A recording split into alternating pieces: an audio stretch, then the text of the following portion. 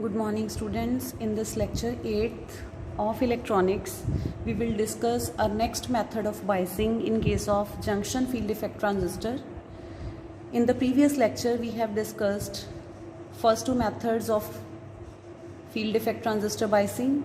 First one was fixed biasing and second method was self biasing. So next method is voltage divider biasing. So in case of voltage divider biasing, this is the circuit diagram where we have used n-channel JFET. These R1, R2, these two resistors, they form the voltage divider network, and here we are using single DC supply, that is plus VDD. RD is the drain resistor, RS is the source resistor, VI is the input voltage, VO input signal, VO is the output signal. Here this C1 and C2, these are coupling capacitors, and this C3 is the bypass capacitor. Now as to find the operating point of junction field effect transistor, we study the DC analysis. So while studying DC analysis, we'll use DC signal, we'll consider DC signal only, and we know that the frequency of DC signal is 0 and the resistance or the reactance offered by the capacitor is inversely proportional to frequency. If frequency is 0, then reactance offered by the capacitor, it will be infinity. So these three capacitors C1, C2 and C3, these will provide infinite resistance to the flow of DC signal. So DC signal, it will not pass through these three capacitors. So these three capacitors, they will act like open circuited. So that is why we can remove them. So the circuit diagram, it has moved from figure number 1 to figure number 2. So in this figure number 2, we have removed the open circuited capacitors C1, C2 and C3. So this will be the circuit diagram. And here again you can see that this plus VDD, it is the DC supply for this and it is the DC supply for this portion as well.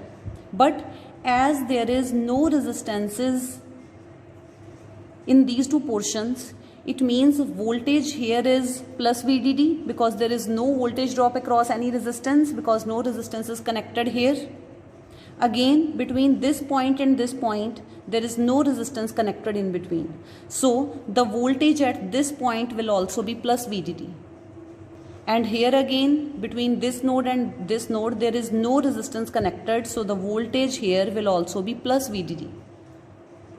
So we have drawn this figure number 3 from this figure number 2, where the power supply or the DC supply plus VDD, it is separated in both the cases, because here also the DC supply, the value of DC voltage is plus VDD, and here also it is plus VDD. So we can separate this. Then we know that in case of junction field effect transistor, because here we have between this gate and channel, we have PN junction, and that PN junction, it is reverse biased. And reverse biased PN junction offers high resistance to the flow of current. So because of that, this gate current here, it is approximately equal to 0. So because of the high input impedance of JFET,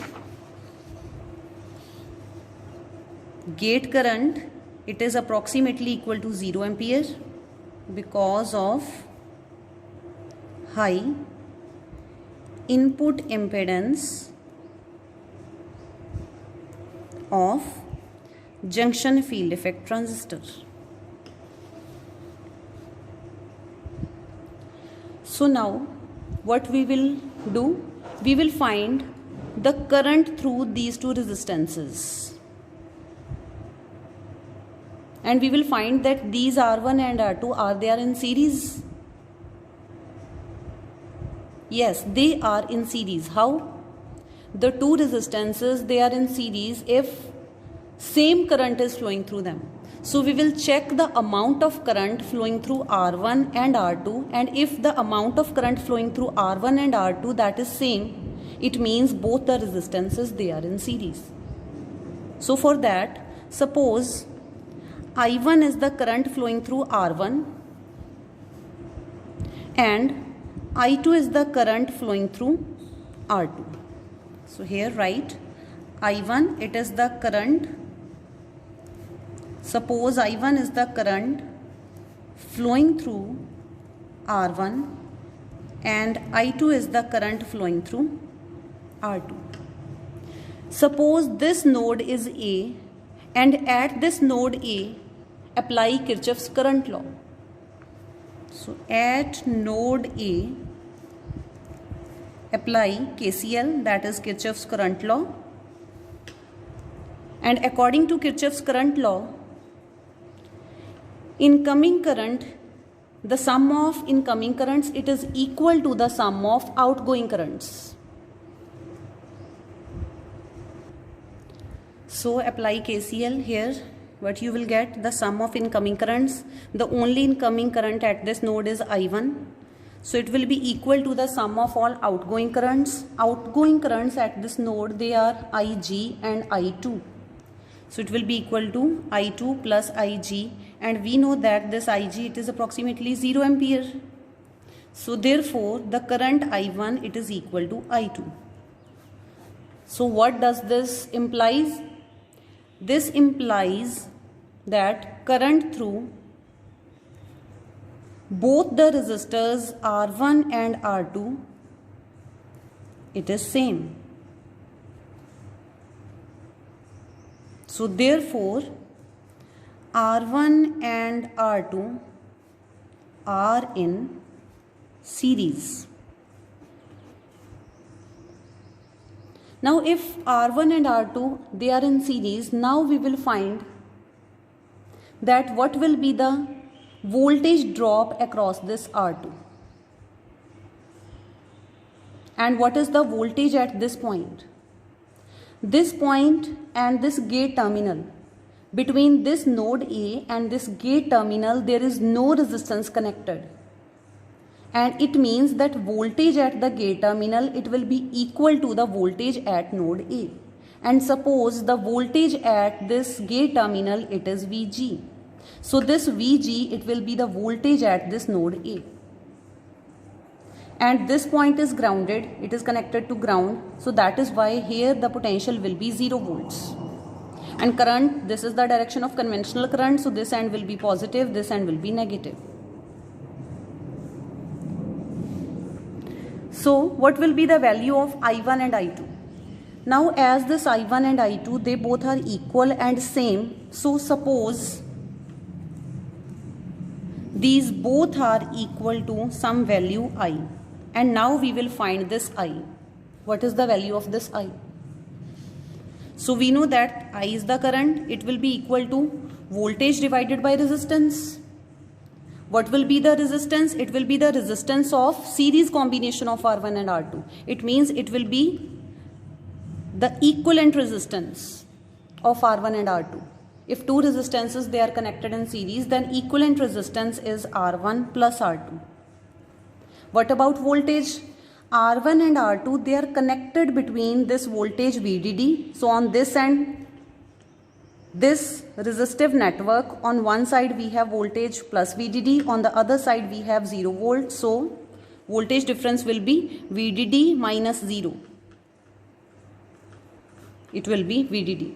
So VDD is the voltage drop across R1 and R2.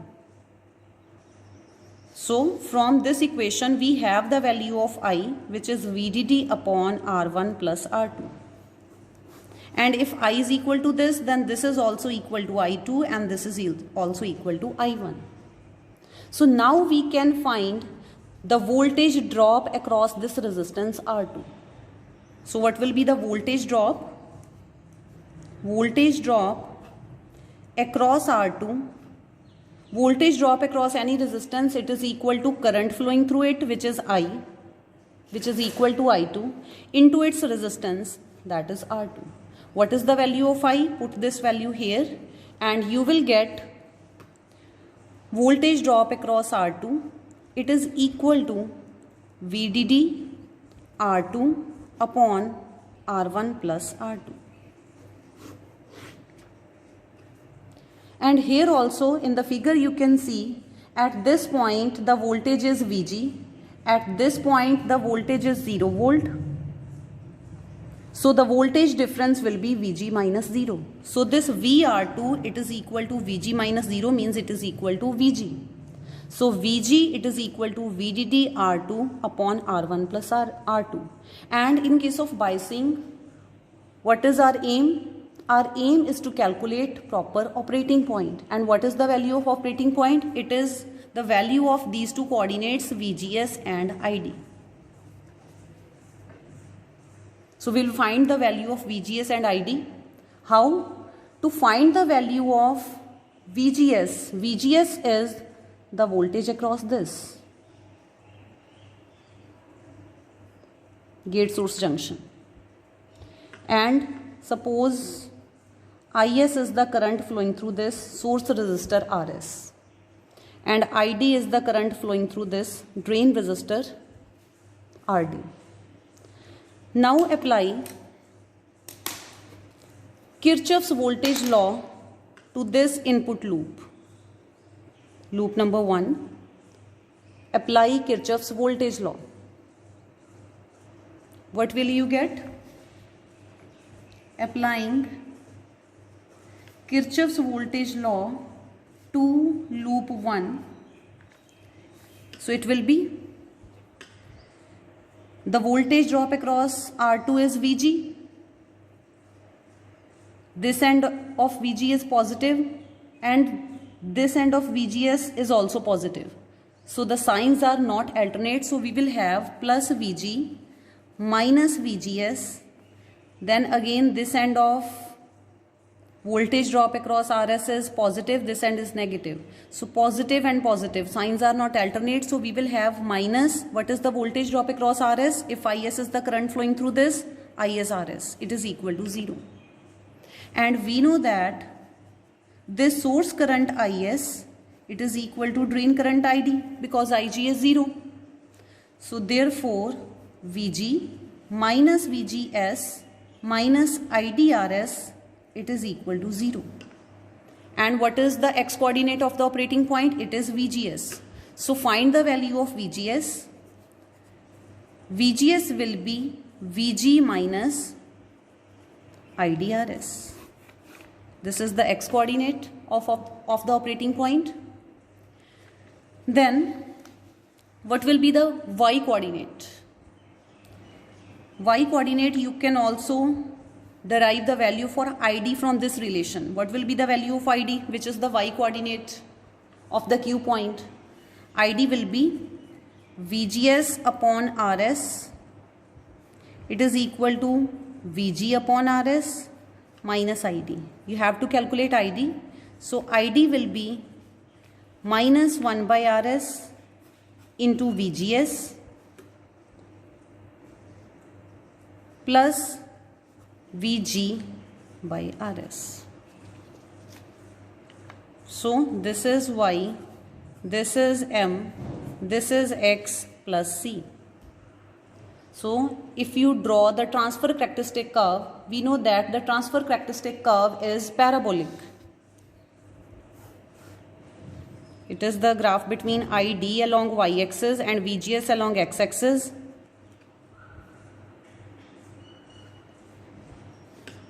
VGS along x-axis. This is the transfer characteristic curve.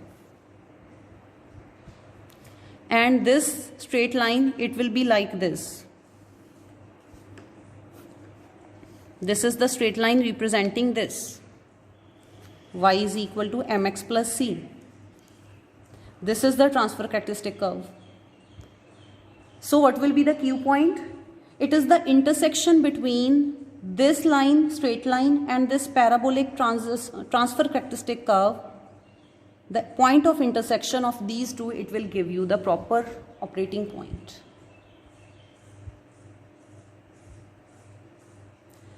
Now as you can see, the slope of this line, it depends upon the value of source resistor RS. Slope of this line the slope of this line, it is equal to minus 1 by Rs, and it depends upon the value of source resistor. It means if you will change the value of Rs, then what will happen? Then the Q point will shift. The Q point will shift upward or downward, close to y-axis or close to x-axis, when this Rs will be changed. The value of the source resistance, it is changed.